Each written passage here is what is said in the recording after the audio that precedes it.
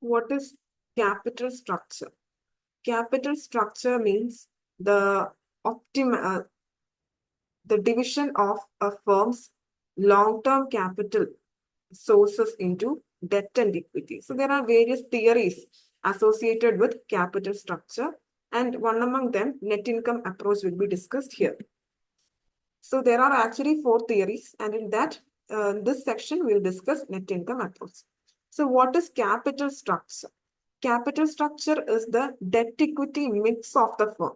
That is, the long-term funds of the firm will be divided into two. That is own capital and borrowed capital.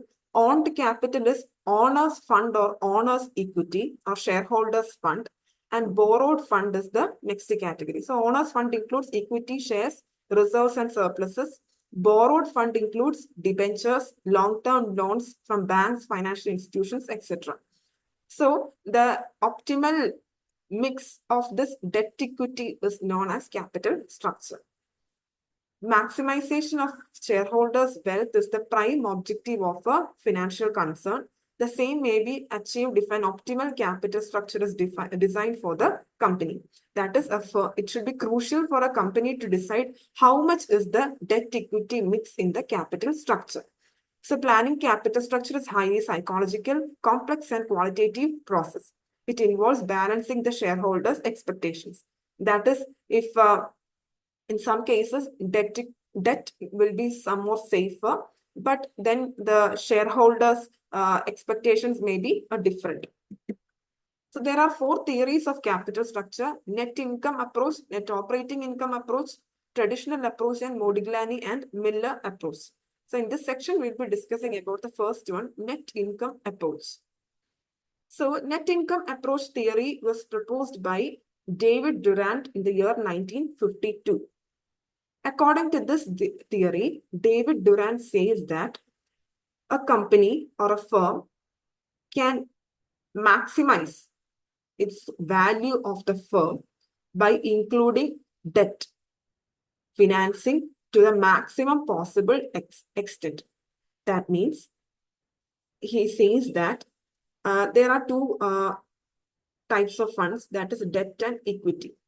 Equity capital procurement is more costly when compared to debt. Debt is less costly. So in a firm, there is both debt and equity. So when both cost of debt and cost of equity is summated, it is termed as weighted average cost of capital. That is cost of all sources, both debt and equity. So equity is more costly, debt is less costly. The cost of capital is less for debt.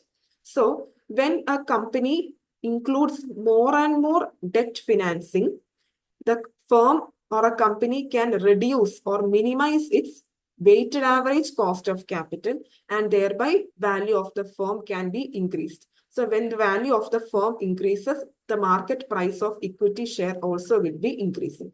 So net income approach says that when a firm uses more and more of debt, that is low cost capital in the capital structure, the value of the firm will be increasing. A company can increase its value and decrease the overall cost of capital by increasing the proportion of debt. That means automatically the proportion of equity will be less in its capital structure. These are the main assumptions which is being brought into, which is in basis of this particular theory. That is, the cost of debt will be less than cost of equity. There are no taxes, that is no corporate taxes.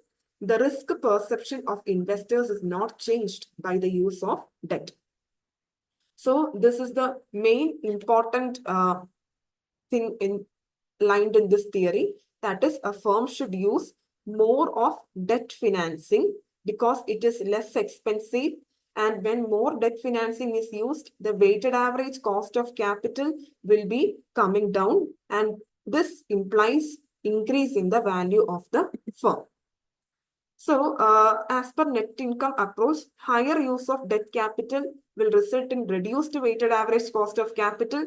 As a consequence, value of the firm will be increased. So, value of the firm means it is earnings by weighted average cost of capital, or EBIT by weighted average cost of capital. EBIT means earnings before interest and tax. So earnings, that is EBIT being constant and weighted average capital cost of capital is reduced, the value of the firm will be increased. Thus, as per net income approach, a firm will be having maximum value at a point where weighted average cost of capital is minimum. So this is the graph. This line is known as KE, that is cost of equity. This first line is KD, that is cost of debt. Here, in assumption, we already saw that cost of debt will be less when compared to cost of equity. So cost of debt is less and it is remaining constant. So when more and more proportion of debt finance is increased, this K naught is the weighted average cost of capital. So when equity portion is more, the cost is more. And when debt will be, proportion of debt in the capital structure is increasing, the K naught, that is weighted average cost of capital, will be reduced. So through increasing the debt content in the capital structure, the cost of value of the firm can be increased by reducing the weighted average cost of capital. Thank you.